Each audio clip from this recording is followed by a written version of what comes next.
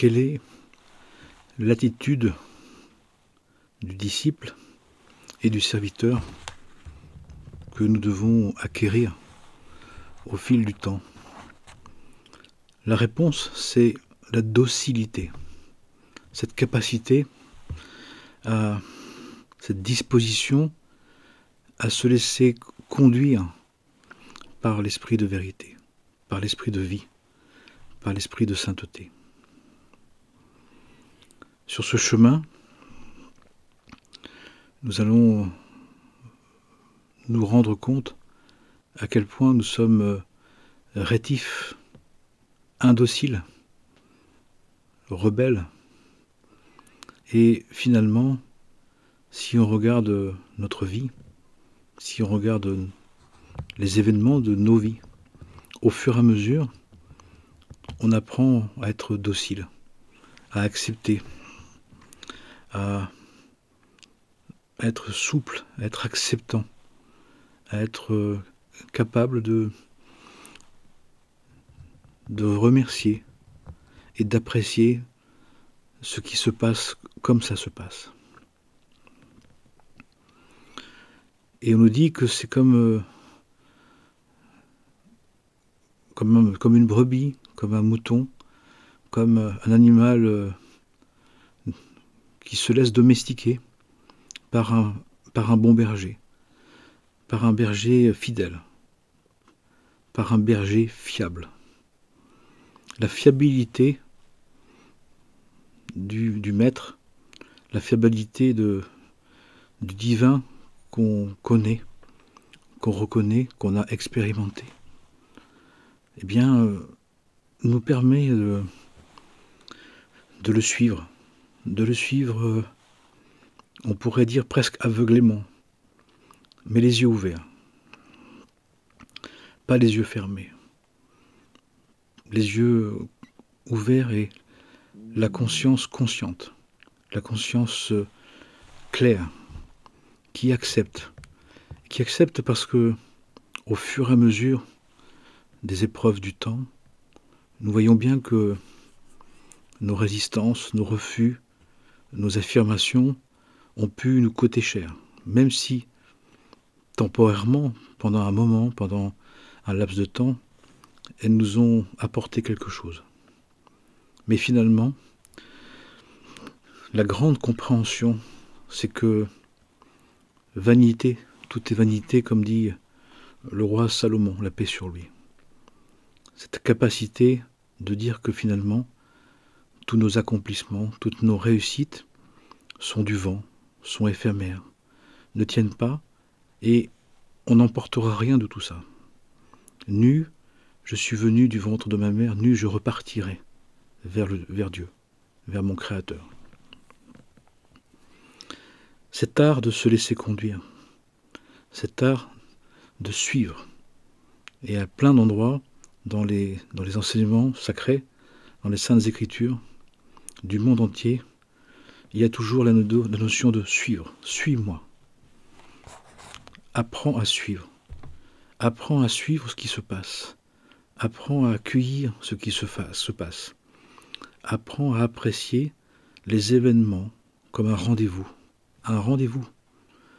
avec le divin, prévu de longue date, prévu d'avant de venir. Il est dit que, avant de venir, dans le ventre de notre mère, nous revisitons et nous revisionnons toutes les étapes de notre vie, tout ce qui va se produire, tout ce qui doit se produire. Et puis, au premier souffle, à la naissance, notre ange nous fait chut, chut. Et là, il y a un voile sur la conscience, il y a un oubli. C'est une belle image, mais qui a aussi un sens allusif, un sens intérieur. Celui de dire que qu'est-ce qui fait qu'on peut accepter ce qui se passe? Qu'est-ce qui fait qu'au fond, nous allons accepter ce qui s'est passé? Même avec nos réticences, même avec nos refus, même avec nos agressivités, nos emportements, à un moment donné, on acceptera.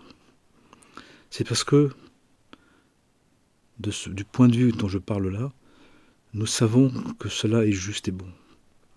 Même si nous refusons d'abord, même si nous repoussons, même si nous dénigrons. Et puis, de toute façon, si tu ne veux pas, Dieu voudra pour toi. Si on ne veut pas, le divin qui garde l'alliance, qui protège l'alliance, nous fera vivre, nous fera expérimenter, nous apportera ce dont notre âme divine a besoin.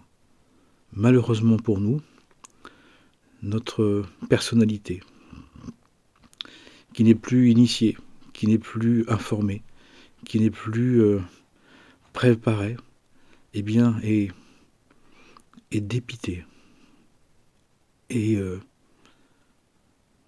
sidérée de ce qui se passe. Alors qu'au fond de nous, notre âme divine l'attendait, attendait le rendez-vous et veut répondre à ce rendez-vous. Comment? En étant dans la docilité, dans l'acceptation, dans l'obéissance, dans l'accord intuitif, l'accord instinctif, l'accord secret avec ce qui se passe.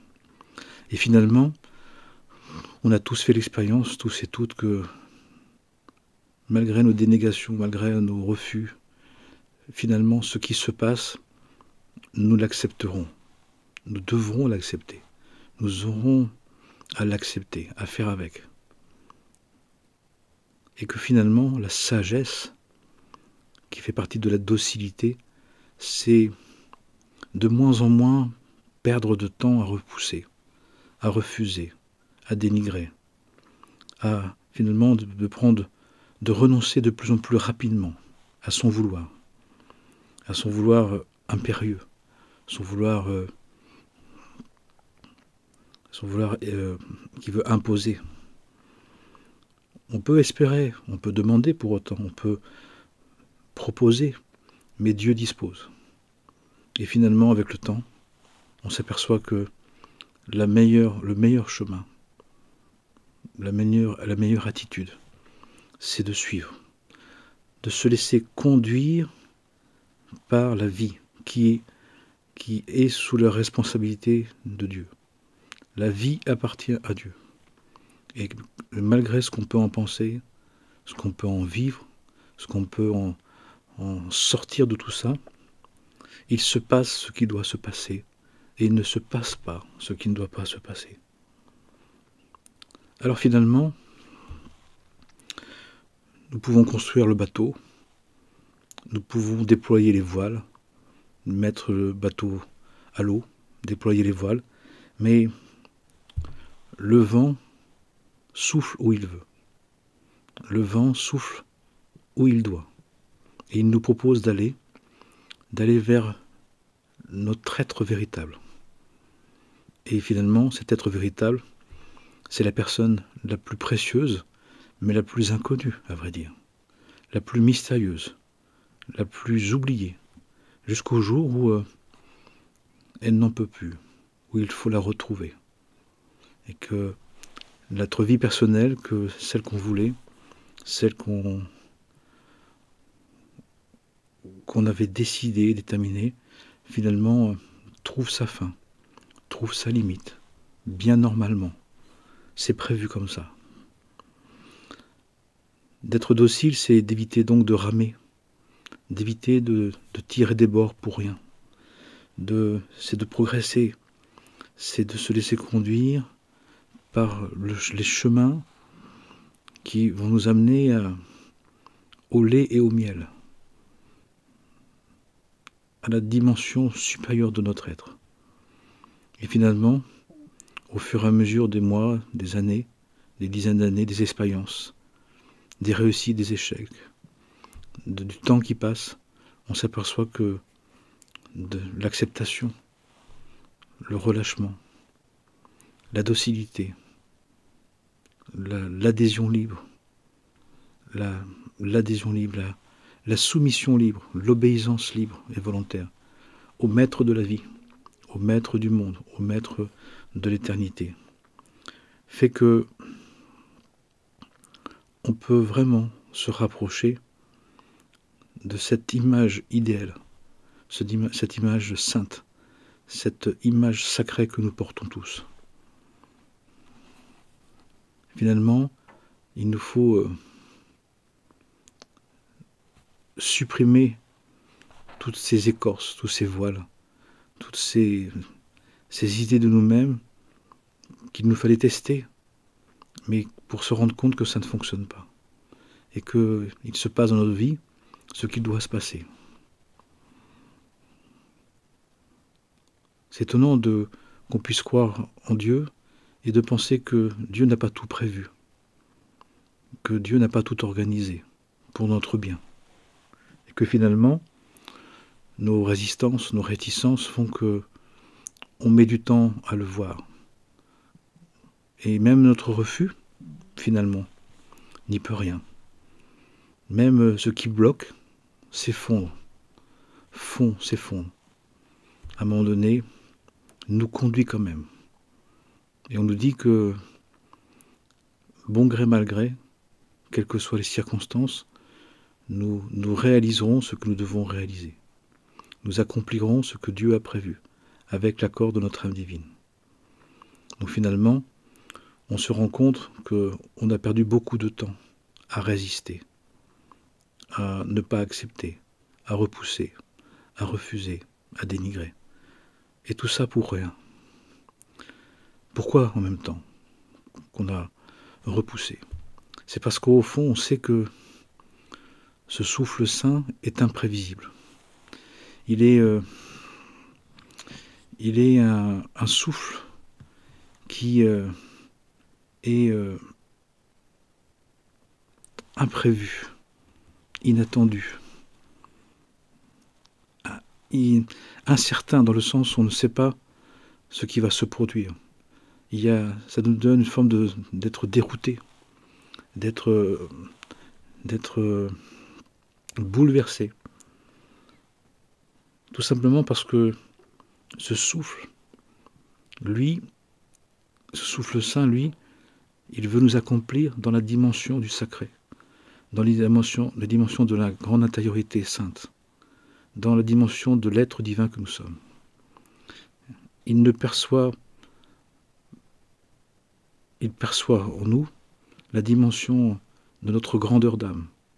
Et il considère que ce qui n'est pas favorable à ça en nous, ce qui le repousse, ce qui le refuse, n'a pas d'importance. Et à vrai dire, quand on commence à se trouver sur ce chemin et à commencer à le vivre un peu, on s'aperçoit qu'il avait raison. Que finalement, on s'est beaucoup épuisé à vouloir une vie qu'on n'avait pas à avoir, qui n'a servi à rien, qui n'a fait que repousser l'échéance d'être reconduit dans notre royauté. C'est étrange. Le plus beau degré de l'être, la plus sublime réalisation que nous sommes, finalement, nous la repoussons. Tout simplement parce que, comme elle nous dépasse, comme elle est impalpable, comme elle est insaisissable, eh bien notre besoin de contrôle, notre inquiétude de ne pas savoir, notre difficulté à être docile, à être acceptant, fait que on repousse et on retarde, même si ça s'accomplira.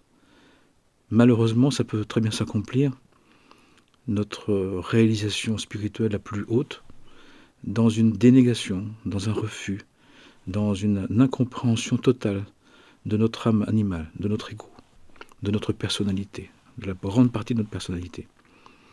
Au moment même où on réalise notre projet, où on est mis dans des conditions pour réaliser le plus haut degré de sainteté qui passe par un défi, qui passe par une épreuve de confiance en Dieu, d'affirmation de sa présence, d'affirmation de sa royauté, eh bien on peut très bien vivre cette dimension de réalisation dans une ignorance qui fait que on la vit mais on passe à côté, on la vit mais on la vit pas bien. On vit les épreuves comme des empêchements, comme des souffrances, comme des galères, comme quelque chose qui empêcherait de se réaliser. Mais là, c'est se réaliser selon sa personnalité. Mais là, on parle d'un accomplissement spirituel. On parle d'une épreuve pour nous purifier, pour expier, pour rédempter, pour faire en sorte que nous puissions nous rapprocher de la sainte image divine que Dieu a déposée en nous quand il nous a insufflé dans nos narines, eh bien, notre existence. Il a fabriqué de la terre, il a fabriqué le corps, il a insufflé sa royauté, sa présence dans la Genèse. C'est écrit dans la Genèse. Et finalement,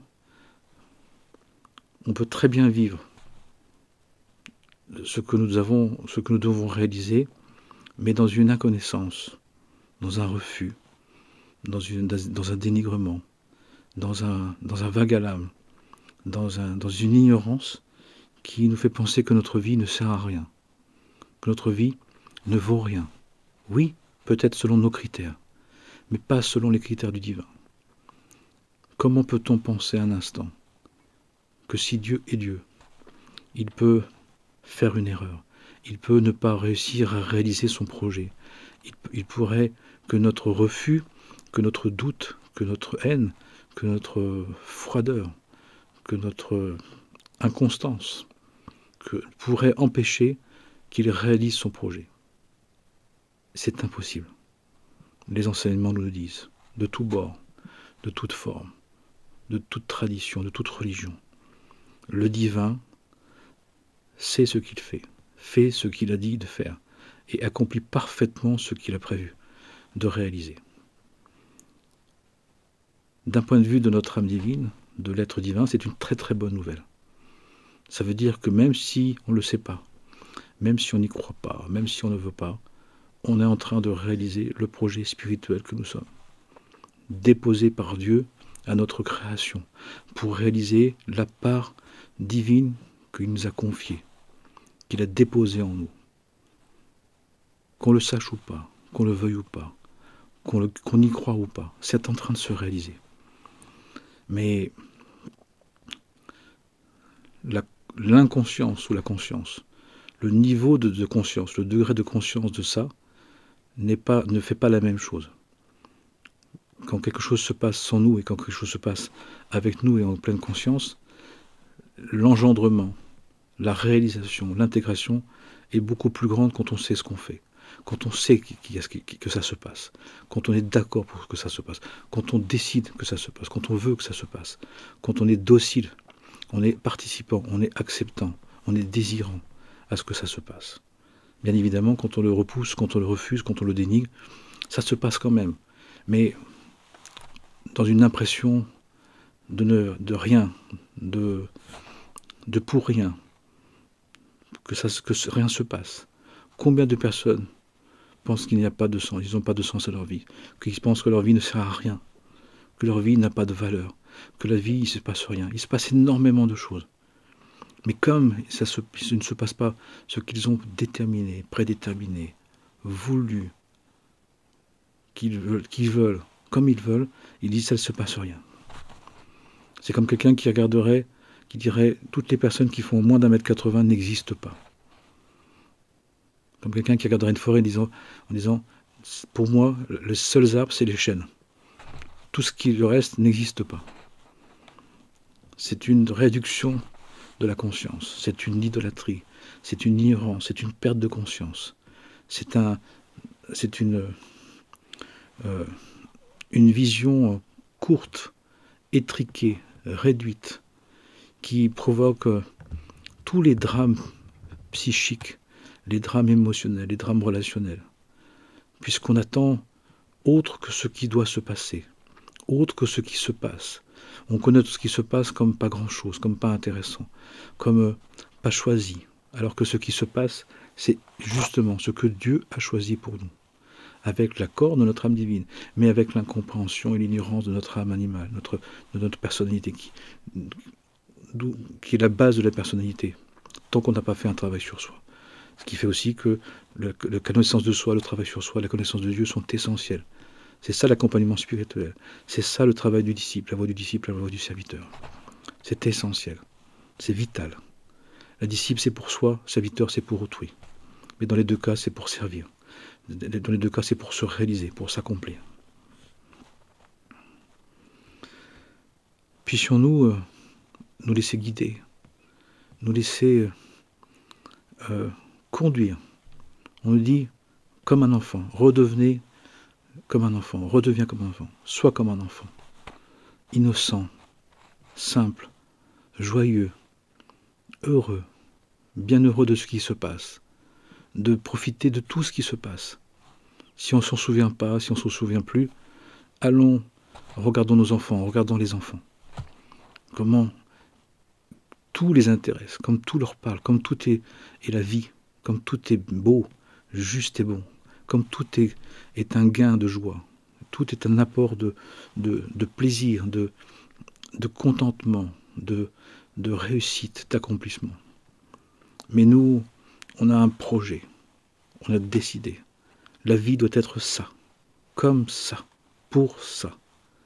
Et généralement, les personnes qui sont comme ça, quand elles viennent, quand elles me contactent, elles disent « j'ai toute ma vie, j'ai voulu ça, et ça ne marche pas ». Et au lieu de dire bah, « c'est pas ça », elles disent « comment, avec la spiritualité, je pourrais réussir ça encore ?» Mais c'est pas le sujet. Ça peut être un démarrage, mais c'est pas la suite. Vous pensez que le divin aurait pu faire une faute, aurait pu faire un accroc, aurait pu faire quelque chose qui ne va pas, qui ne convient pas. Vous pensez que le divin peut nous faire vivre des choses qui nous feraient du mal, qui ne seraient pas justes, qui seraient injustes. Mais c'est vous qui prenez mal les choses. C'est vous qui n'envisagez pas la bonté de Dieu, la miséricorde, sa compassion, son intention providentielle, bienveillante, aimante, compatissante à notre égard. Malheureusement. Parce que vous ne le savez pas, parce que vous ne l'avez pas cherché, parce qu'on ne vous l'a pas dit, parce que vous ne l'avez pas trouvé, parce que vous n'y êtes pas intéressé. Et malheureusement, la plupart des êtres sont très très malheureux, sont très mal, parce qu'ils se plaignent de ne pas avoir la vie qu'ils voulaient avoir, alors qu'ils sont en vie, ils ont une vie, et que tout ce qu'ils vivent est un accomplissement, et ce qu'ils doivent vivre, et le chemin de résurrection, le chemin vers la ressuscitation en esprit et en vérité, le chemin de sainteté, mais qui n'est pas celui qu'on voulait, mais le chemin du sacré, le chemin du sacrement n'est pas celui que l'on veut. Jamais. Puisque notre personnalité est cette conscience d'exister, celle par qui est sortie de l'être, celle qui a interprété ce que nous sommes à sa manière, par intérêt, par avantage. Mais celle-là, elle est sourde et aveugle. Elle a des yeux mais ne voit pas, elle a des oreilles mais n'entend pas. Mais elle pense savoir, elle pense pouvoir, elle pense avoir. Et tant qu'elle le pense, eh bien, on ne peut rien lui dire. Elle n'entend rien. Jusqu'au jour où ça ne va pas. Une fois, 2 fois, 10 fois, 15 fois. La même situation, la situation qui se reproduit dans différentes circonstances, dans différents lieux, avec différentes personnes. Et la personne insiste. Qui fait qu'on nous dit que la plupart des êtres vont venir au chemin de la docilité, au chemin de l'acceptation, au chemin du remerciement, de la gratitude, dans un état déplorable, dans un état de défaite, qui fait que la soumission, que l'obéissance et la docilité va apparaître comme une soumission d'esclavage. Alors que c'est une servitude, mais c'est un service volontaire, une adhésion libre au serviteur. Bon. Quand Yeshua dit « suis-moi », il propose, c'est une proposition. Il n'oblige personne, il dit « suis-moi ». Si tu veux, suis-moi. Mais tu dois suivre. Tu dois suivre ce qu'il dit, ce qu'il propose. Tous les grands maîtres disent la même chose. Suis-moi. Et fais ce que je te demande de faire. En commençant par suivre ce qui se passe. D'accepter ce qui se passe. Pas de remettre en cause ce qui se passe. Nous avons à faire ça dans notre vie. Le divin nous initie directement dans notre vie, dans ce que nous vivons. Mais pas dans ce que nous voulons. Mais pour autant, il nous initie directement dans notre génération, le divin nous initie directement. Chaque être humain, chaque âme, chaque créature qu'il a créée, de son désir d'engendrer. Mais cette initiation n'est pas comme on veut, n'est pas ce qu'on veut. Elle est une épreuve qui doit nous amener à une docilité, une capacité à consentir, on nous dit. Consentir, c'est d'accepter, de respecter, d'adhérer, d'admettre, d'adopter l'attitude, le comportement, de respecter les consignes, de respecter les lois et les prophètes, les enseignements, d'agir. De toute façon, on y va. De toute façon, on y est, qu'on le veuille ou pas. Puisque dans cette fin des temps, encore une fois, on ne peut plus reporter, on ne peut plus patienter, on ne peut plus remettre à demain. Chaque jour est des porteurs de l'épreuve du jour. Chaque jour est un degré d'initiation, un degré de réalisation potentielle, d'accomplissement disponible.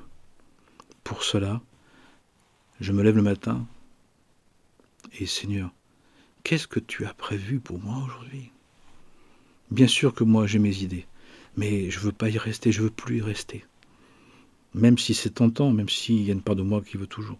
Mais Seigneur, le matin en se levant, la première pensée c'est vers Dieu. Seigneur, je te rends grâce de m'avoir prêté vie encore aujourd'hui. Et si tu m'as prêté vie aujourd'hui, c'est que tu as prévu aujourd'hui. Mon âme divine le sait. Et cette nuit, avec toi, elle a discuté, elle s'est souvenue. Mais ma personnalité qui se réveille là, ma petite personnalité, mon petit moi qui se prend pour le roi du monde, le centre du monde, lui, il ne sait pas. Et comme il ne sait pas, il croit savoir. Il croit pouvoir faire ce qu'il veut. C'est pour ça qu'il fait autant de bazar, autant de dégâts, intérieurs et extérieurs, en lui, autour de lui. Mais maintenant, j'en ai assez et assez de vouloir. Maintenant, je veux consentir. Je veux admettre.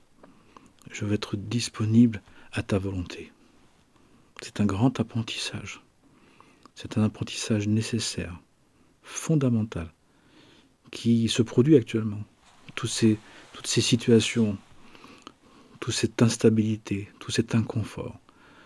Et pour nous faire retrouver le sens du fondement sûr et certain, du berger fiable, de la fiabilité qui est en Dieu. Seul Dieu est fiable. Seul Dieu est capable de nous amener une intégrité, un sérieux, une efficacité, une certitude et rien d'autre. Et rien d'autre. Je nous invite à continuer, à commencer à envisager ce que je dis. Nous y allons de toute façon. Mais de naître par la tête ou de naître par le siège, c'est une naissance, mais c'est pas la même. De naître avec le cordon autour du cou, c'est pas pareil que de naître facilement. Et la naissance d'en haut est teintée de la naissance d'en bas, nous dit-on. Nous avons donc un modèle. Nous savons comment nous allons naître, comment nous allons résister, comment nous allons douter, comment nous allons être éprouvés. Et pour autant, cette naissance d'en haut, elle est décrétée par Dieu. Elle est décidée aussi par le divin. Nul ne sait ni le jour ni l'heure. Même le Fils ne le sait pas, la décision du Père. Il n'y a que le Père qui le sait. Et là, on nous dit que le Père, le divin, Père, Mère de tout amour, tout aimant et tout aimé, vient et nous dit « J'aimerais te faire naître, te faire renaître, te rappeler à ta royauté. » Il nous rappelle à notre royauté. Et pour ça, il faut que tu te débarrasses, tu te défasses de cette intempestivité, de ces refus, de ces coups de corne, de ces réticences, de ces entêtements, pour que tu puisses accepter de suivre le chemin étroit, le chemin de lumière, le chemin de vérité, le chemin véritable, le chemin qui, à coup sûr, nous amène au mouvement du Très-Haut, d'être ressuscité en esprit et en vérité. Puissions-nous le désirer, le vouloir, le redésirer, le revouloir, jour après jour. Chaque jour, donne-nous le pain de ce jour, donne-nous cette nourriture de l'esprit, le pain de la manne, ce pain de vie qui nourrit notre âme divine, c'est-à-dire ce qui va accomplir notre projet divin, pour le bien de tous les êtres, et pour tous et toutes, bien évidemment, sans exception. Amen et Amen.